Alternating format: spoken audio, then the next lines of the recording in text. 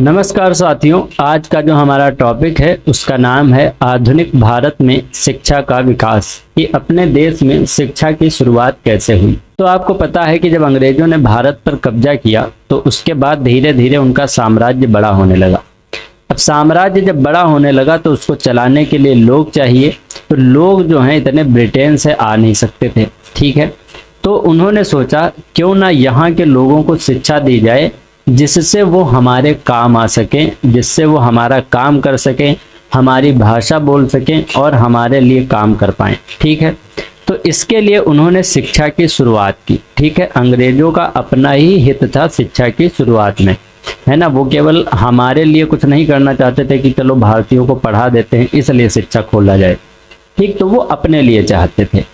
तो सबसे पहले कलकत्ता में एक मदरसा खुला। कहाँ पर? कलकत्ता में एक मदरसा खुला 1781 में वारेन हेस्टिंग के समय। ये जो मदरसा था यहाँ पर अरबी, फारसी और मुस्लिम कानून को पढ़ाया जाता था। इसके जो प्रमुख थे वो थे मौलवी मोइजुद्दीन, ठीक है। कौन थे? मौलवी मोइजुद्दीन। और ये ब्रिटिश राज के द्विभाषीय की तरह काम करता था और यहाँ पर स्नातक की डिग्री दी जाती थी, ठीक है। तो ये आप याद रखेंगे मदरसा से। दूसरा जो खुलता है 10 साल के बाद 1791 में बनारस में एक कॉलेज खुलता है जिसका नाम होता है प्रथम संस्कृत कॉलेज। ये जॉनथन डंकन के प्रयत्न से खोला गया था। बहुत इंपॉर्टेंट क्वेश्चन है, कई बार पूछा गया है कि किसके प्रयत्न से प्रथम संस्कृत कॉलेज खोला गया, तो उनका नाम है जॉनथन डंकन।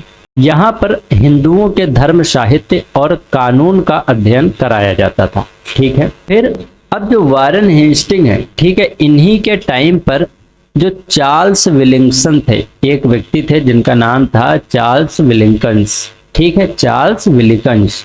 तो इन्होंने क्या किया था, जो भगवत गीता है उसको इंग्लिश में ट्रांसलेट किया था, ठीक है।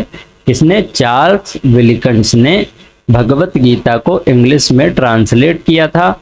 और इस भगवत गीता का ये जो ट्रांसलेशन था, इसकी प्रस्तावना किसने लिखी थी? तो इसकी प्रस्तावना वारेन हेस्टिंग ने लिखी थी, ठीक है। इसकी प्रस्तावना किसने लिखी थी?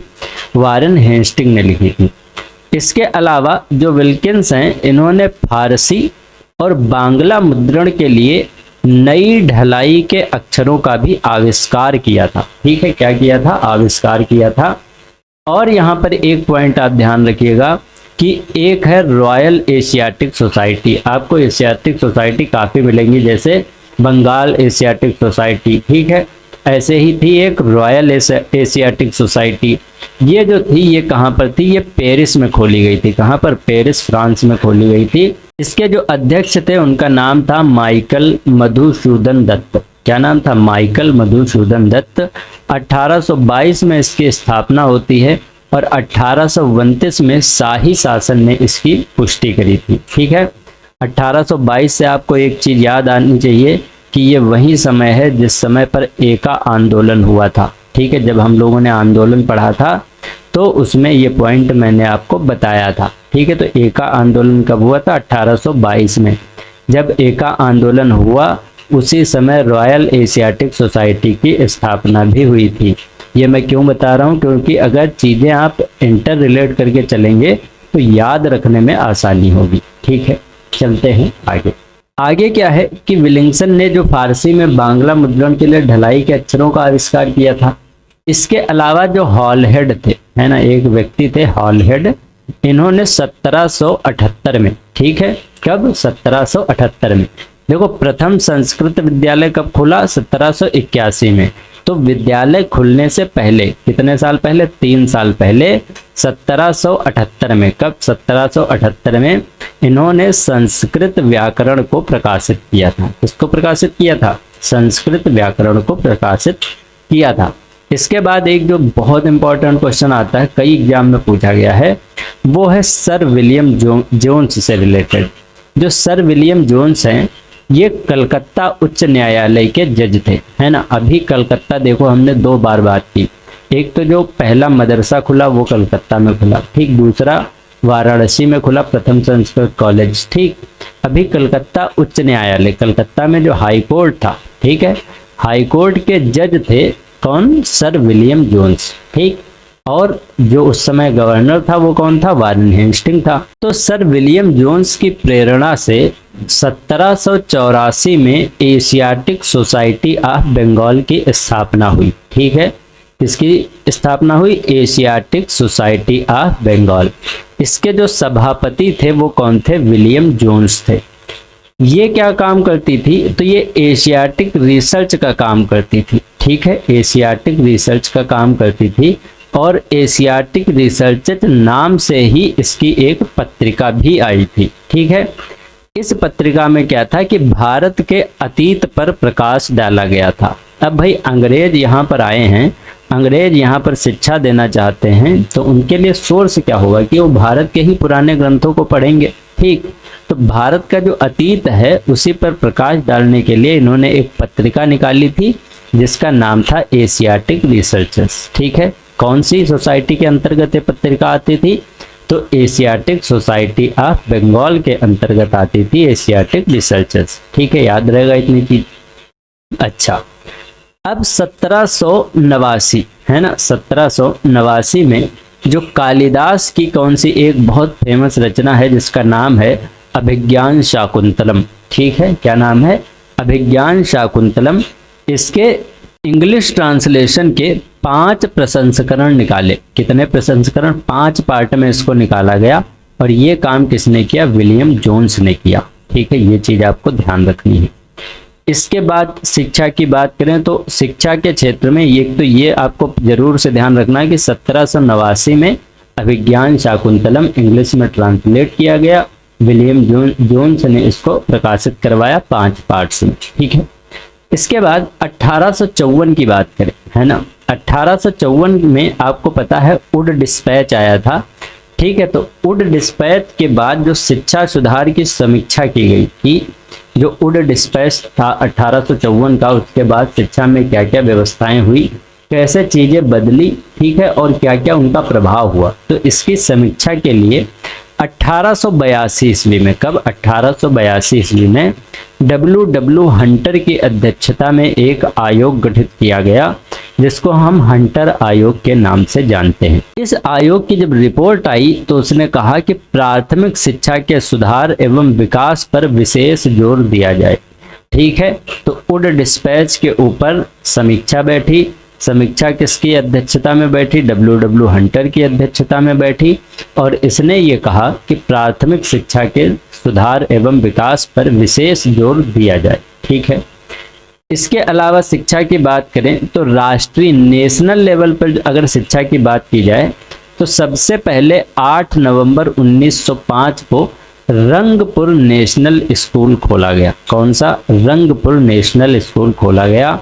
फिर उसके 8 दिन बाद यानी कि 16 नवंबर 1905 को कलकत्ता के अंदर एक सम्मेलन हुआ। ठीक है, देखो रंगपुर नेशनल स्कूल, आपको सबसे पहले एक तो 1905 से आपको बहुत इंपॉर्टेंट चीज याद आनी चाहिए, वो है बंगाल विभाजन, है ना, बंगाल विभाजन। देखो बंगाल विभाजन कब हुआ था, 16 अक्टूबर को हुआ था। ठीक है, बात कब की चल रही है, नवंबर की।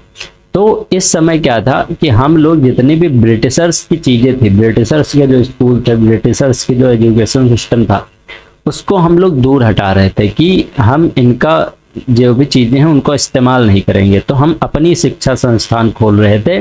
तो तभी 8 नवंबर 1905 को रंगपुर नेशनल स्कूल को खोला गया। ठीक, फिर जब 16 नवंबर 1905 को कलकत्ता के सम्मेलन में बैठक हुई। अच्छा, एक चीज नोटिस करें कि जब से एजुकेशन की बात हो रही है वो ज्यादातर कहाँ पे हो रही है, कलकत्ता के ही रीजन में दिखाई दे रही है। ठीक है, तो ये थोड़ा ध्यान रखिएगा, है ना। तो जब रंगपुर नेशनल स्कूल के बाद सम्मेलन हुआ कलकत्ता में, तो यहाँ पर राष्ट्रीय साहित्यिक, वैज्ञानिक और तकनीकी शिक्षा देने के लिए कौन कौन सी राष्ट्रीय, जो एकता की भावना को जगा सके हमारे देशवासियों के अंदर, साहित्यिक, जो हमारे साहित्य का चर्चा कर सके, वैज्ञानिक और तकनीकी शिक्षा के लिए राष्ट्रीय शिक्षा परिषद, नेशनल काउंसिल ऑफ एजुकेशन, ठीक है, जिसको कहते हैं NCE, इसकी स्थापना का फैसला हुआ। और 15 अगस्त 1906 को NCE की स्थापना होती है। ठीक है, कब, 15 अगस्त 1906 को। ठीक है, तो नवंबर में सम्मेलन हुआ था और 15 अगस्त को जाकर एनसीई की स्थापना होती है। अब चलते हैं आगे। अगर हम शिक्षा से रिलेटेड बात करें तो सबसे इम्पोर्टेंट जो चीज आती है वो है 1813 का चार्टर अधिनियम। ठीक है, 1813 का जो चार्टर अधिनियम था, इसमें पहली बार शिक्षा के ऊपर 1 लाख सालाना रुपए दिए जाने का प्रावधान किया गया। ठीक है, और 1813 में क्या हुआ कि जो ईस्ट इंडिया कंपनी था उसका व्यापारिक एकाधिकार समाप्त हो गया। मतलब क्या हुआ इसका कि जो इंडिया है, जो भारत है, वहां पर पहले ये था कि केवल ईस्ट इंडिया कंपनी जो है, ठीक है, वही केवल व्यापार कर सकती है, बाकी यूरोप की कोई भी एजेंसियां यहाँ पर नहीं आ सकती थी। तो ये जो एकाधिकार था ईस्ट इंडिया कंपनी का, उसको 1813 के चार्टर अधिनियम में खत्म कर दिया गया। फिर 1823 की बात करें तो 1823 में general committee of public instruction, ठीक है, ये एक कमेटी बनी। भाई 1813 में ये बोल दिया गया कि 1 लाख रुपए दिए जाएंगे, तो किसको दिए जाएंगे, उसके लिए कोई संस्था होनी चाहिए। तो 1823 में general committee of public instruction बनी। ठीक है, इस कमेटी को 1 लाख रुपए दिए जाते थे कि ये जो कमेटी है ये इन रुपयों को शिक्षा के ऊपर खर्चा करे। ठीक, तो इतनी चीजें आपको ध्यान रखनी है। कमेटी का नाम एक बार फिर बता देते हैं, क्या नाम है, general committee of public instruction. ठीक है, ये कमेटी बनी थी जिसको 1 लाख रुपए दिए जाते थे अंग्रेज सरकार की तरफ से। फिर एक क्वेश्चन पूछा जाता है, खाली यहाँ से यही क्वेश्चन अभी तक पूछा गया है कि सैडलर आयोग जो है वो किससे संबंधित है। तो इस संबंधित किससे है, शिक्षा से संबंधित है। इतनी चीज आपको ध्यान रखनी है। अच्छा, अब 1917 की बात करते हैं। 1917 में कलकत्ता विश्वविद्यालय की समीक्षा के लिए सैडलर आयोग गठित किया गया। ठीक है, सैडलर आयोग क्यों कहते हैं, क्योंकि इसके जो अध्यक्ष थे उनका नाम था M.E. सैडलर। क्या नाम था, M.E. सैडलर, जो कि लीड्स विश्वविद्यालय के कुलपति थे। क्या थे ये, लीड्स विश्वविद्यालय के कुलपति थे। इस आयोग में 2 भारतीय थे जिनका नाम इंपॉर्टेंट है। एक नाम आपको याद रखना है आशुतोष मुखर्जी का, और दूसरा डॉक्टर जियाउद्दीन अहमद का। एजे से आप याद रख सकते हैं।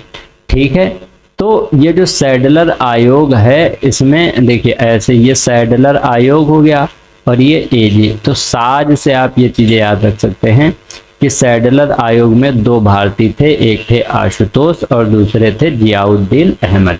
ठीक है, एक थे आशुतोष और दूसरे थे जियाउद्दीन अहमद। अब जो है ये पूरा था, है ना।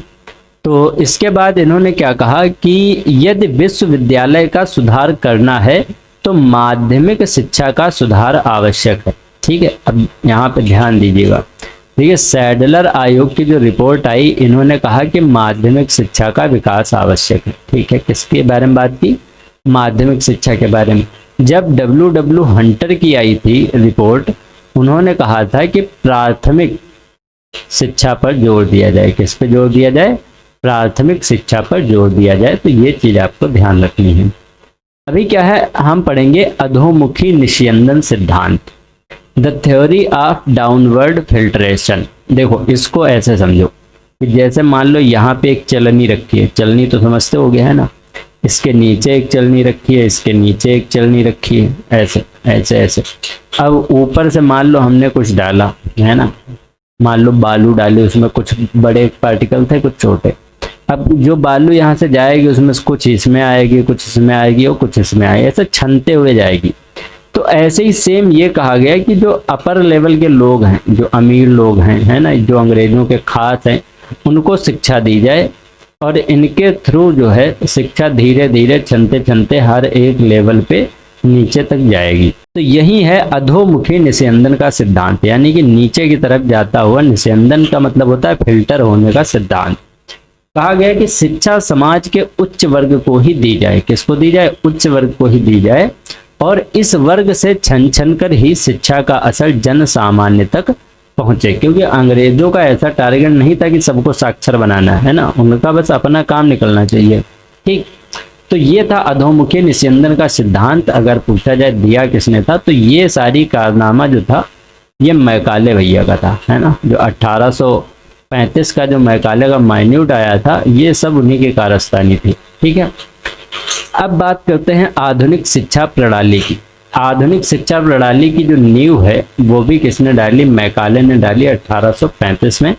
इस समय पर इनका एक माइन्यूट आया जिसमें इन्होंने एक बहुत बड़ी बात कही। इन्होंने कहा कि यूरोप के एक अच्छे पुस्तकालय की एक अलमारी का एक कक्ष, समझ रहे हो, ये हो गई लाइब्रेरी, पुस्तकालय। इस पुस्तकालय में बहुत सारी अलमारियां हैं, उस अलमारी का एक अलमारी और उस एक अलमारी में बहुत सारे कक्ष, तो उन कक्षों में एक कक्ष, ठीक है, भारत और अरब सहित, है ना, पूरा भारत मिला लो और पूरा अरब मिला लो, इनका समस्त साहित्य से अधिक मूल्यवान है केवल इनका ये एक कक्ष, ये वाला पोर्शन। समझ रहे हो कितनी बड़ी बेइज्जती मारी गई थी? ये वाला पोर्शन इनका पूरे उससे सबसे ज्यादा इंपॉर्टेंट है। ठीक, तो ये कहना था मैकाले का कि यूरोप के एक अच्छे पुस्तकालय की एक अलमारी का एक कक्ष भारत और अरब के समस्त साहित्य से अधिक मूल्यवान है। ठीक, समझ लो क्या अंग्रेजों की सोच थी भारत के बारे में। अभी चलते हैं कि 7 मार्च 1835, 7 मार्च 1835 को मैकाले का प्रस्ताव स्वीकार होता है। उस समय कार्यकाल किसका होता है? बेंटिक का होता है, विलियम बेंटिक का होता है। और इसमें क्या कहा जाता है कि जो उच्च शिक्षा है वो किस भाषा में दी जाएगी? तो वो भाषा होगी अंग्रेजी। और यहाँ से लेकर आज तक देख लो हम लोग अपनी भाषा को उच्च शिक्षा में लागू नहीं कर पाए हैं, अभी भी अंग्रेजी का ही प्रचार प्रसार चल रहा है। ठीक है, अब यहाँ पर एक नाम और आता है डीके कर्वे का।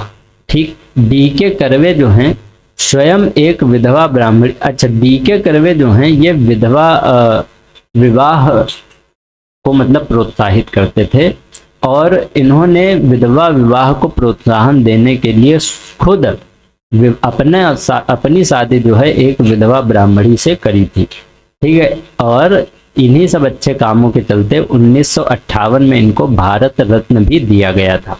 अब यहाँ पर शिक्षा की बात हो, राजा राम मोहन राय का नाम ना ऐसा हो ही नहीं सकता। किसी भी चीज की बात हो, राजा राम मोहन राय ने लगभग हर फील्ड में काम किया है। अब आधुनिक शिक्षा के सबसे प्रारंभिक प्रचारक अगर कोई था तो वो डॉक्टर राजा राम मोहन राय थे। ठीक, इन्होंने 1817 में डेविड हेयर और अलेक्जेंडर की सहायता से कलकत्ता में हिंदू कॉलेज की स्थापना की थी। ठीक है, किसकी स्थापना की थी? हिंदू कॉलेज की स्थापना की थी। ठीक, किसने? राजा राम मोहन राय ने। किसकी सहायता से? डेविड हेयर और अलेक्जेंडर की सहायता से। इतनी चीज आपको ध्यान रखनी है। अभी जैसे हमने आपको ऊपर बताया था कि चार्ल्स का वुड डिस्पैच है ना, तो वहां पर इसके बारे में, यहाँ पर इसके बारे में बात कर लेते हैं। तो चार्ल्स का जो वुड डिस्पैच था वो 1854 में आया था, 19 जुलाई 1854। ठीक है, वुड डिस्पैच कब आया? देखिए ऐसे याद रखिए, वुड है ना, तो ये ऐसा कुछ नहीं लग रहा, 9 तो 19 जुलाई। ठीक है, कब आया? 19 जुलाई 1854 को। तो भारत में इसको अंग्रेजी शिक्षा का मैग्ना कार्टा बोलते हैं। ठीक है, तो अंग्रेजी शिक्षा का मैग्ना कार्टा किसको कहते हैं? तो वुड डिस्पैच को बोलते हैं। इसके आधार पर लंदन विश्वविद्यालय की तरह, ठीक है, कौन सा विश्वविद्यालय की तरह? लंदन विश्वविद्यालय की तरह 1857 में 3 विश्वविद्यालय खोले गए। कब? 1857 में। आपको पता है कि 1857 में क्या हो रहा था? 1857 में मंगल पांडे फांसी चढ़ रहे थे। 1857 में मंगल पांडे गोली मार रहे थे। 1857 में पूरी क्रांति चल रही थी। उस समय लंदन विश्वविद्यालय की तर्ज पर 3 विश्वविद्यालय खोले गए। जहां कहां पर खोले गए? कलकत्ता, है ना, शिक्षा की बात हो कलकत्ता का नाम ना हो ही नहीं सकता। तो कलकत्ता, मद्रास और बम्बई, 3 जगह। कहां? एक कलकत्ता, एक मद्रास और एक बम्बई। यहाँ 3 जगह पर विश्वविद्यालय खोले गए और कहा गया कि प्राइवेट स्कूल जो हैं उनके लिए अनुदान सहायता दी जाएगी, यानी कि जो भी प्राइवेट हैं उनको चलाने में सरकार मदद करेगी फाइनेंशियली। ठीक है, और यहाँ पर जो है धर्मनिरपेक्ष शिक्षा दी जाती थी। ये एक अच्छी बात थी यहाँ पर ऐसा नहीं था कि हिंदुओं के लड़के नहीं पढ़ सकते, मुसलमानों के लड़के या SC ST नहीं पढ़ सकते। तो धर्मनिरपेक्ष शिक्षा थी यहाँ पर, ठीक है। फिर एक बात आती है शिक्षा के क्षेत्र में, तो वो आती है डेक्कन एजुकेशन सोसाइटी। ये 1884 में खोली गई थी संस्था। इसके संस्थापक जो थे VK चिपलुंकर थे, BG तिलक, बाल गंगाधर तिलक, है ना, गोपाल गणेश आगरकर और MB नाम जोशी, इन लोगों ने मिलकर शुरू की। किसने? देखिए कैसे याद रखेंगे, चिपलुंकर, ठीक है, फिर तिलक, ठीक है, तो चिति हो गया, गोपाल गणेश आगरकर और नाम जोशी, ठीक है। तो इसको कैसे आप याद रख सकते हैं, अगर कोई ट्रिक बना दी जाए तो ऐसे याद रख सकते हैं कि गोटी नाची, है ना, गोटी नाची। जैसे आप लूडो खेलते हैं, लूडो में गोटी नाचती है ना, ऐसे गोटी नाची। तो गो से गोपाल गणेश आगरकर, T से तिलक, ना से नाम जोशी और ची से चिपलुंकर, ठीक है, चिपलुंकर। ये चीज आपको ध्यान रखनी है। क्या ट्रिक क्या आई? गोटी नाची। और कहाँ पे नाची? दक्षिण में नाची, यानी कि Deccan society of Deccan education society कब बनी? 1884 में। ट्रिक क्या है? गोटी नाची, ठीक है, याद रहेगा। चलिए चलते हैं आगे।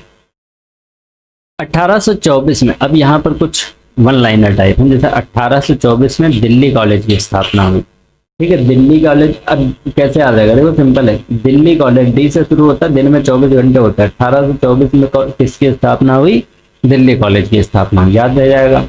1875 में मेयो कॉलेज की स्थापना हुई। मेयो कॉलेज की स्थापना कहाँ हुई? अजमेर में हुई, ठीक है। 1875 में ही मुस्लिम एंग्लो ओरिएंटल कॉलेज की स्थापना हुई अलीगढ़ में, ठीक है।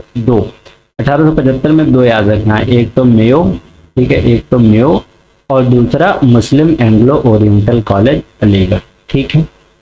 चलते हैं आगे। आगे क्या है भाई? आगे है कि DK कर्वे, है ना, DK कर्वे के प्रयत्न से बंबई में, कहाँ पर? बंबई में प्रथम महिला विश्वविद्यालय की स्थापना की गई, ठीक है। तो प्रथम महिला विश्वविद्यालय की स्थापना कहाँ पर हुई? बंबई में हुई, ठीक। कैसे याद रखेंगे आप इसको? तो ऐसे मैप से ध्यान रख लीजिए, बॉम्बे कहीं यहाँ कहीं पे था उस समय, ठीक है। तो यहाँ पर DK कर्वे, क्या नाम है? DK कर्वे, उनकी सहायता से पहला महिला विश्वविद्यालय खोला गया। यहाँ पर विधवा विवाह प्रतिबंध निवारक मंडली की भी स्थापना की थी DK कर्वे ने। देखो DK कर्वे का नाम अभी हमने ऊपर पढ़ा था, है ना। अगर सैडलर आयोग कहाँ पर पढ़ा था? कहाँ पर पढ़ा था? राष्ट्रीय शिक्षा, बंगाल विभाजन, कहीं तो पढ़ा था DK कर्वे का नाम। हाँ, यहाँ पर इन्होंने क्या किया था? विधवा औरतों की शादी हो उसको प्रमोट करने के लिए स्वयं विधवा ब्राह्मणी से विवाह कर लिया था। 1958 में इनको भारत रत्न मिला था। ये वही DK कर्वे हैं जिन्होंने विधवा विवाह प्रतिबंध निवारक मंडली, है ना, मतलब ऐसे लोग जो विधवाओं के विवाह पर प्रतिबंध लगाते हैं उनका निवारण किया जाए, इसके लिए इन्होंने एक मंडली की स्थापना की थी, ठीक। किसने? DK कर्वे ने। क्या नाम था? विधवा विवाह प्रतिबंध निवारक मंडली की स्थापना की थी।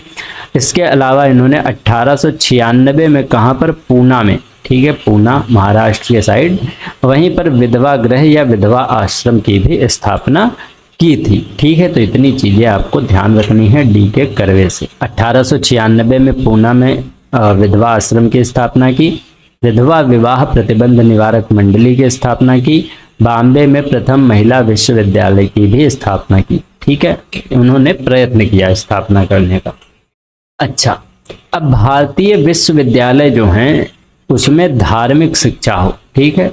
जो भारतीय विश्वविद्यालय है उसमें धार्मिक शिक्षा हो, ये कहना था मदन मोहन मालवीय का। किसका कहना था? मदन मोहन मालवीय चाहते थे कि जो भारत के विश्वविद्यालय हैं उनमें जो शिक्षा है वो कैसी होनी चाहिए? वो भारतीय होनी चाहिए, ठीक।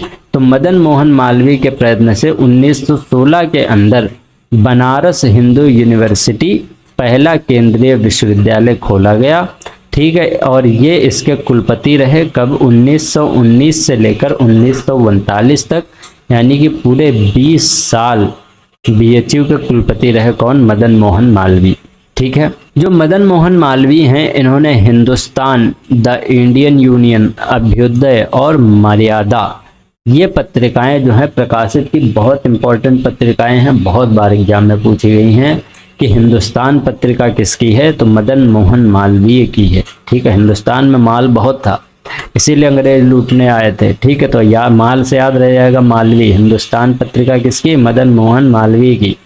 द इंडियन यूनियन, ठीक है, इंडियन यूनियन, यूनियन तो है ही है, हमारा देश क्या है, एक संघ है, एक यूनियन है। ठीक, तो ये भी किससे आप याद रख सकते हैं, मदन मोहन मालवीय, है ना। अभ्युदय, अभ्युदय जो है ये भी किसकी है, मदन मोहन मालवीय की, और मदन मोहन मालवीय की है मर्यादा। तो कौन कौन सी हो गई, Hindustan, the Indian Union, Abhyudaya और मर्यादा। ये 4 पत्रिकाएं आपको ध्यान रखनी है हर हाल में। ठीक है, कुछ भी हो जाए इन्हें नहीं भूलना है। अब चलते हैं आगे, विश्वविद्यालय अधिनियम की बात करते हैं, जो कि कब आया था, 1904 में आया था, कर्जन के टाइम पे, है ना। आपको पता है कर्जन जो कांग्रेस का बहुत बड़ा विरोधी था, वो चाहता था कि, मैंने बोला भी था कि अगर हमारे जाते जाते कांग्रेस लुढ़क जाए तो हमें बहुत खुशी होगी। ठीक, तो ये वही कर्जन है। तो कर्जन ने कहा कि शैक्षिक सुधार के लिए 1902 में थॉमस रैले की अध्यक्षता में एक आयोग का गठन किया गया, जिसको विश्वविद्यालय आयोग कहा जाता है। इसमें 2 भारतीय सदस्य थे, एक सैयद हुसैन बिलग्रामी और दूसरे थे न्यायमूर्ति गुरुदास बनर्जी। ठीक है, कौन कौन था, सैयद हुसैन बिलग्रामी और न्यायमूर्ति गुरुदास बनर्जी। तो विश्वविद्यालय अधिनियम, ठीक है, यूनिवर्सिटी के लिए यह अधिनियम था। तो इसको कैसे याद रखेंगे, सैयद हुसैन और बिलग्रामी, एसबी, है ना। कैसे आप कुछ यूएसबी, है ना, यूनिवर्सिटी जो अधिनियम था, यूनिवर्सिटी ग्रांट बोल सकते हैं, तो यूएसबी से याद रखेंगे सैयद हुसैन बिलग्रामी और न्यायमूर्ति गुरुदास बनर्जी। ठीक है, गुरुदास बनर्जी। ठीक, तो ध्यान रखना। अच्छा, अब बात करते हैं लॉर्ड रिचर्ड कोले वेलेजली। लॉर्ड रिचर्ड कोले वेलेजली, ये वेलेजली का पूरा नाम था। ठीक है, तो इसके टाइम पीरियड में 10 जुलाई 1800 को फोर्ट विलियम कॉलेज की स्थापना होती है। किसकी स्थापना होती है, फोर्ट विलियम कॉलेज की स्थापना होती है। तो ब्रिटिश सिविल सेवकों को भारत में प्रशासन के लिए फारसी और हिंदुस्तानी भाषा की शिक्षा देना, ये इसका काम था। फोर्ट विलियम कॉलेज की स्थापना क्यों की गई, जिससे कि जो ब्रिटिश के सिविल सेवक हैं, ठीक है, वो भारत के अंदर प्रशासन कर सकें, इसके लिए उनको फारसी और हिंदुस्तानी भाषा सिखाई जाती थी कि वो अपना प्रशासन चला सके। ठीक है, तो ये किसके टाइम पर हुआ था, वेलेजली के टाइम पर हुआ था, ये ध्यान रखना। जब भी क्वेश्चन आता है तो ये बोल देते हैं, जैसे कि जो फोर्ट विलियम कॉलेज है उसकी स्थापना किसके समय में हुई थी, है ना, तो वहाँ पर आपको अलग अलग ऑप्शन दे देंगे।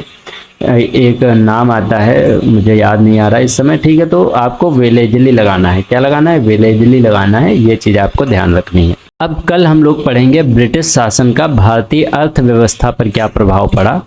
आज का वीडियो यहीं तक रखते हैं, और कंटेंट पसंद आया तो वीडियो को लाइक करें, चैनल को सब्सक्राइब करें और थोड़ा सपोर्ट दिखाएं यार, है ना, ये भी ग्रो हो जाए चैनल। धन्यवाद।